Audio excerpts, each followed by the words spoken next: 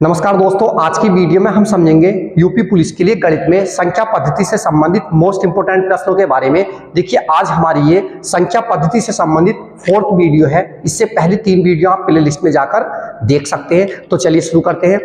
देखिए, question number 1 है, 2 लगातार विषम संख्याओं का योग 116 है, उन संख्याओं का गुणनफल क्या है। देखिए, ये कहा गया प्रश्न नंबर 1 में 2 लगातार विषम संख्याओं का योग है 116, उन संख्याओं का गुणनफल हमें ज्ञात करना।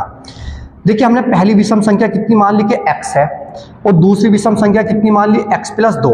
ये हमारे पास 2 विषम संख्या है, पहली x हो गई, दूसरी हमारे पास x प्लस 2 हो गई। अब इन दोनों को जोड़ने के बाद कितना है 116, यानी कि x प्लस 2 बराबर 116।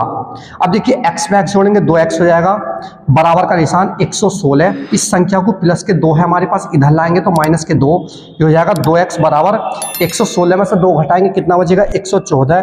देखिए, 2 से कैंसिल कर लेंगे, 2 से 2 पंजे 10, बचा 1 हो गया 14, 2 सत्ते 14, यानी कि x बराबर कितना है आपका 57। तो हमें ये पता लगा पहली विषम संख्या हमारे पास कितनी है, x का मान आ गया हमारे पास 57।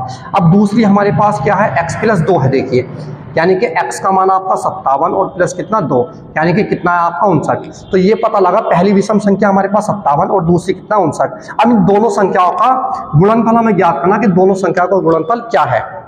तो गुणा कर लेंगे। देखिए, 57 की और 59 की, 9 7 63 का 3 हासिल लगे 6, 9 पंजे 45 और 6 51, 5 7 35 का 5 हासिल 3, 5 पंजे 25 और 3 कितना 28, 3 हमारा ऐसे ही 5 और 6, 8 5 13 का 3 हासिल 1 2 और 1 3, यानी कि कितना 3363। देखिए, इसमें हमारे पास ऑप्शन दिए थे। देखिए, डी ऑप्शन में हमारे पास दिया हुआ 3363। तो कौन सा ऑप्शन है इसका, ऑप्शन नंबर डी। अब देखिए, जो क्वेश्चन नंबर 2 है हमारे पास काफी इंपोर्टेंट क्वेश्चन है। देखिए, इस क्वेश्चन में कहा गया है पहली कोमा दूसरी और तीसरी संख्याओं में से प्रत्येक के 3/4 भाग का योग 39 है, उन संख्याओं का योग क्या है। देखिए, जो क्वेश्चन नंबर 2 है हमारे पास, इसमें 3 संख्याएं हैं और उनका 3/4 का योगफल कितना है हमारे पास 39 है। तो उन तीनों संख्याओं का योगफल बताना कि क्या होगा। देखिए, पहली संख्या मान ली हमने x, प्लस दूसरी हमने मान ली y, प्लस तीसरी कितनी z। अब इन तीनों संख्याओं का कितना 3/4, यानी कि 3/4 ये लिखा हुआ 3/4। इन्हें जोड़ने के बाद कितना हमारा है 39। ठीक है। देखिए, हमने अलग अलग गुणा ना करके, यानी कि x का 3/4 करते कितना आता है x गुणा 3/4, इसी तरह से y का y गुणा 3/4, इसी तरह z का z गुणा 3/4। हमने हाथों हाथ ही काय से गुणा कर दी बाहर एक साथ ही 3/4 से, यानी कि इन तीनों संख्याओं का कितना हो गया 3/4। इसका योगफल कितना 39। देखिए, 3 से कैंसिल कर लेंगे, इसे 3 × 3 और 3 से 3 क्या 9, इसकी क्रॉस गुणा कर देंगे तो x plus y plus z बराबर कितना आएगा 13 चौका 52। तो इन तीनों संख्याओं का योगफल हमारे पास कितना है इसमें 52। तो देखिए, इसमें हमारे पास ए ऑप्शन में 55 था, बी ऑप्शन में 52 था, तो बी ऑप्शन हमारे पास सही है।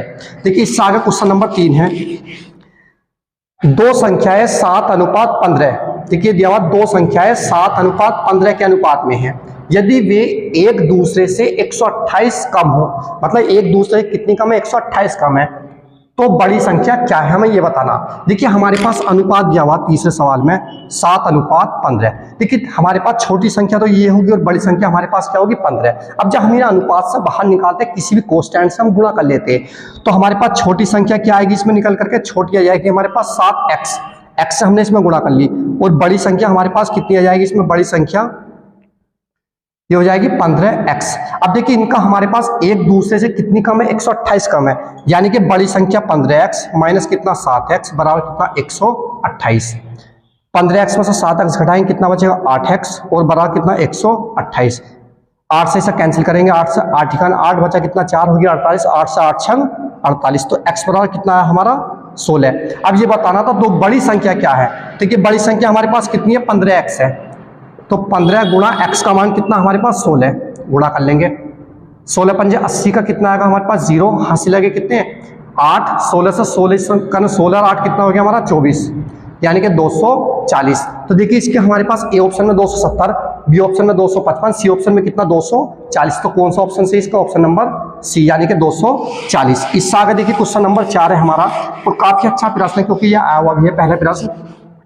इसमें कहा गया यदि 4629, 24, 343 और 1297 को गुणा किया जाए तो प्राप्त गुणनफल का इकाई अंक क्या होगा। हमें ये बताना है कि हम सबकी गुणा करें तो गुणा करने के बाद जो हमारे पास संख्या आएगी उसमें इकाई का अंक क्या होगा? देखिए आसान है। क्वेश्चन नंबर 4, इसमें संख्या दी हुई 4629 गुणा कितना 24 और गुणा कितना 343 और गुणा 1297। अगर हम इन सबकी गुणा करके जो संख्या है उसमें इकाई का अंक में ज्ञात करना। देखिए इकाई का अंक किस तरह से निकालते हैं। देखिए पहली संख्या का इकाई का अंक कितना हमारे पास 9, इस संख्या का इकाई का अंक हमारे पास कितना 4, इन दोनों ही गुणा करेंगे, 9 चौक कितना आएगा हमारे पास 36। तो इसमें हमें पता ये लगा इस वाले में और इसकी गुणा करने इकाई का अंक हमारे पास कितना बना 6। अब देखिए इस इकाई के अंक 6 की और इस वाले इकाई के अंक की 3 की गुणा करेंगे, कितना का 6 क्या 18। अब इन दोनों में हमारे पास इकाई का अंक कितना बन गया 8। इसी तरह से अब देखिए इसका इकाई का अंक हमारे पास कितना हो गया 8 और इसका कितना हमारे पास 7, यानी कि 8 के हम 7 से गुणा करेंगे, कितना आएगा 8 7 56। तो 56 में हमारे पास इकाई का अंक क्या होगा 6, यानी कि इकाई का अंक हमारे पास इसमें कितना है 6। देखिए इसमें ए ऑप्शन में हमारे पास 6 है, बी में 4 है, सी में कितना 8 है और डी में कितना 3 है। तो कौन सा ऑप्शन सी है हमारे पास? ऑप्शन नंबर ए, यानी कि 6।